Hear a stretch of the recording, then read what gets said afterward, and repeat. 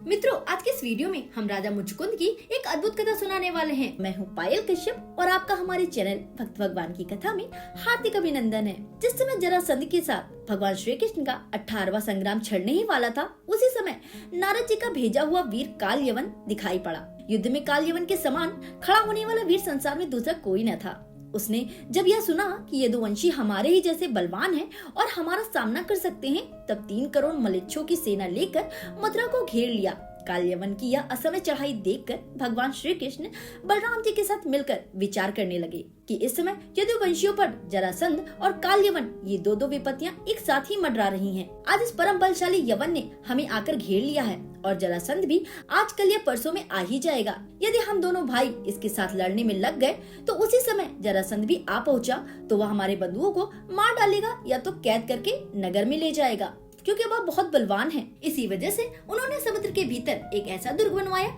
जो कि बहुत मजबूत और सुरक्षित था। उसका नाम द्वारकापुरी पड़ा और यह कार्य संपन्न करने के बाद वे अकेले ही मथुरा से बाहर निकले। जिस समय भगवान श्री कृष्ण मथुरा नगर के मुख्य द्वार से निकले, उस समय ऐसा मालूम पड़ा मानो पूर्व दिशा में चंद्रोदय हो रहा है। उन्हें देखते ही काल यवन ने निश्चय किया कि यही पुरुष श्री कृष्ण है, क्योंकि नारद जी ने जो लक्षण बताए थे, वक्षस्थल पर श्रीवत्स का चिन्ह, 4 भुजाएं, कमल से नेत्र और सुंदर मुख, वे सब इसमें मिल रहे हैं। इसलिए यह कोई दूसरा नहीं हो सकता। इस समय यह बिना किसी अस्त्र शस्त्र के पैदल ही इस ओर चला आ रहा है, इसलिए मैं भी इसके साथ बिना अस्त्र शस्त्र के ही लड़ूंगा। ऐसा निश्चय करके तब काल यवन भगवान श्री कृष्ण की ओर दौड़ा। तब वे दूसरी ओर मुंह करके रणभूमि से भाग चले और उन योगी दुर्लभ प्रभु को पकड़ने के लिए काल यवन उनके पीछे पीछे दौड़ने लगा। रणछोड़ भगवान लीला करते हुए भाग रहे थे। काल यवन पग पग पर यही समझता था कि अब पकड़ा। इस प्रकार भगवान उसे बहुत दूर तक पहाड़ की गुफा में ले गए। काल यवन पीछे से बार बार आक्षेप करता कि अरे भाई, तुम परम यशस्वी यदुवंश में पैदा हुए हो, तुम्हारा इस प्रकार युद्ध छोड़कर भागना उचित नहीं है। उसके आक्षेप करते रहने पर भी भगवान उस पर्वत की गुफा में घुस गए। उनके पीछे काल यवन भी घुस गया। वहाँ उसने एक दूसरे मनुष्य को ही सोते देखा। उसे देखकर काल यवन ने सोचा, देखो तो सही, यह मुझे इस प्रकार इतनी दूर से ले आया और अब इस तरह सो रहा है मानो इसे कुछ पता ही ना हो। यह सोचकर उस मोर ने उसे कसकर एक लात मारी।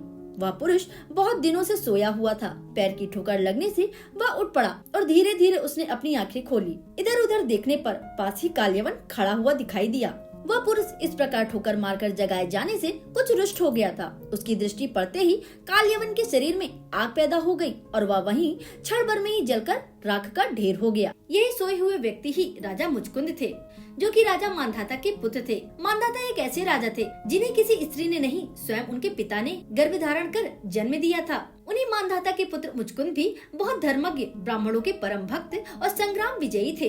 ये कई दिनों से इंद्रादि देवताओं के आग्रह पर उनकी असुरों से सुरक्षा के लिए उनके सेनापति के रूप में कार्य कर रहे थे। जब देवताओं को सेनापति के रूप में स्वामी कार्तिकेय मिल गए तो उन्होंने मुचकुंद को विश्राम करने के लिए प्रार्थना की, क्योंकि वे बहुत दिनों से उनके लिए श्रम और कष्ट उठा रहे थे। यहाँ तक कि उन्होंने अपना राज्यपाट, पति पत्नी, बच्चे सब कुछ छोड़ दिया और इतना समय बीत जाने के बाद अब उनका राज्यपाट और परिवार का कोई भी नहीं बचा। इंद्रादि देवता राजा मुचकुंद से बहुत प्रसन्न थे, इसीलिए उन्होंने उससे मुंह मांगा वरदान मांगने के लिए बोला। क्योंकि राजा मुचकुंद का अब परिवारजन में कोई नहीं बचा था, न ही उनका राज्यपाट, न ही पत्नी, न ही बच्चे। इस तरह उन्हें धन संपत्ति, राज आदि की कोई इच्छा और लालसा भी नहीं रही। परंतु इन आदि देवताओं के आग्रह पर उन्होंने सिर्फ निद्रा ही भर में मांगा, क्योंकि इतने दिनों के कष्ट और श्रम से वे काफी थक गए थे। तब इंद्र ने उन्हें यह वर दे दिया और यह भी कहा कि अगर आपको सोते समय कोई मूर्ख व्यक्ति बीच में जगा देगा तो वह जलकर भस्म हो जाएगा। यही कारण था कि उनकी दृष्टि पड़ते ही काल यवन जलकर भस्म हो गया। काल यवन के मरते ही भगवान श्री कृष्ण ने राजा मुचकुंद को दर्शन दिया और उसके इस कार्य से वे बहुत प्रसन्न हुए और वर मांगने को बोला। तभी उन्होंने कहा, प्रभु, मुझे अब किसी चीज की लालसा नहीं है, कृपा कर मुझे अपने धाम में ही बुला लीजिए। भगवान श्री कृष्ण ने भी तथास्तु बोलकर राजा मुचकुंद को अपने में ही लीन कर लिया। तो मित्रों, या तो थी छोटी सी वीडियो राजा मुचकुंद की। उम्मीद करती हूँ कि आपको वीडियो पसंद आई होगी। अगर वीडियो पसंद आए तो प्लीज लाइक कीजिए। चैनल पर इसी तरीके की वीडियोस देखने के लिए हमारे चैनल को सब्सक्राइब करना बिल्कुल ना भूलें और राधे राधे लिखना कमेंट सेक्शन में ना भूलें। राधे राधे।